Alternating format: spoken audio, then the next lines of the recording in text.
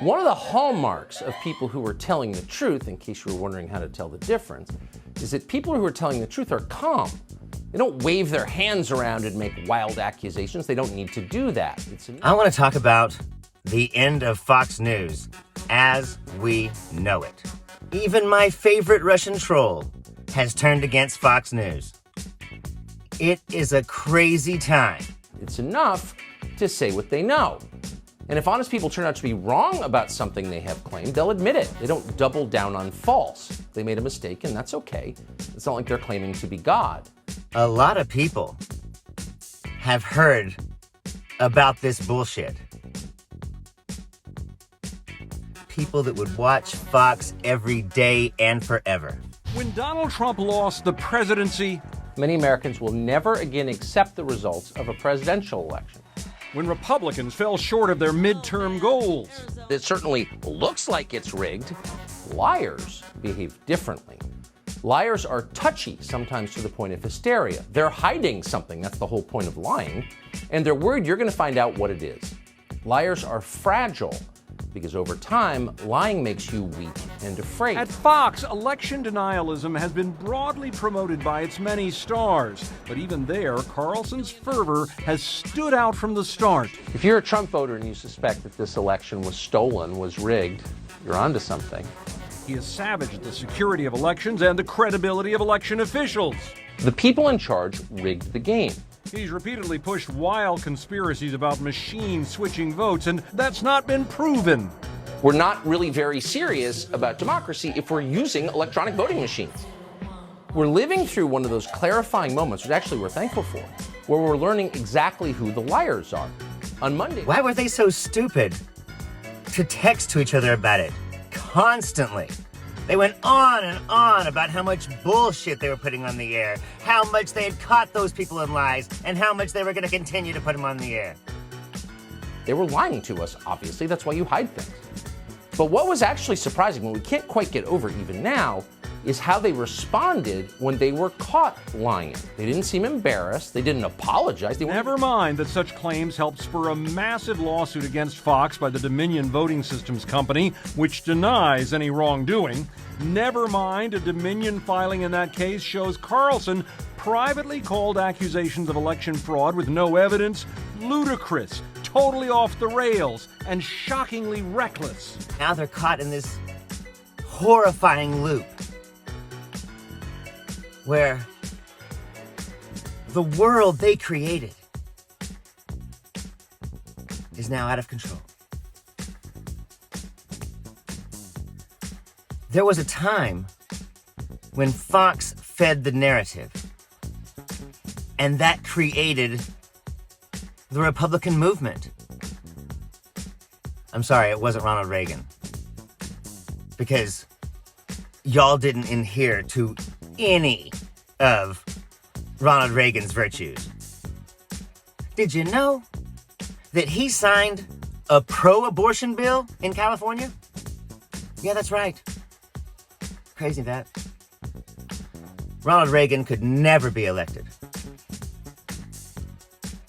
in today's Republican Party because of entities like Fox News. They exploded in rage. And then, as liars tend to do, they doubled down. They told the same lies they've been caught telling, but with even greater aggression this time. "Shut up, it's midnight," they said as the sun rose behind them. On air and online, Carlson has howled about how unfairly he and other conservatives are allegedly treated. They are tying white nationalist terrorism to Trump voters, claiming Washington insiders are using the 2021 attack on the Capitol to smear patriotic, peaceful Americans. It was not even close to an insurrection. It's just false. And it's not some esoteric fact. That fact is available to anyone who has internet access. Fox News has been found out, and they don't know what to do. So they're scrambling. Because the people in charge of history are liars. Liars. And lying is bad. And on a national scale, it's deadly. It's corrosive of everything that is good in the country, including trust and your grasp on reality itself. And that's why they try to make you lie. Records even say when a Fox reporter dared to fact-check a false claim by the former president, Carlson quickly wrote, "Please get her fired. It's measurably hurting the company. The stock price is down." Climate change is an existential threat, or whatever the lie is they're making you tell. They don't believe it, they know you don't believe it, but by forcing you to repeat it, they degrade and control you. They make you less of a person. They also hurt individuals. We told you Monday. Now, there's a lot of people that are going to go to Newsmax, for sure. But most of them, like my favorite Russian troll, is going to watch more shit online. It's going to make him crazier than he already was. Is the most serious threat to civil liberties we could possibly face. And yet here's the thing.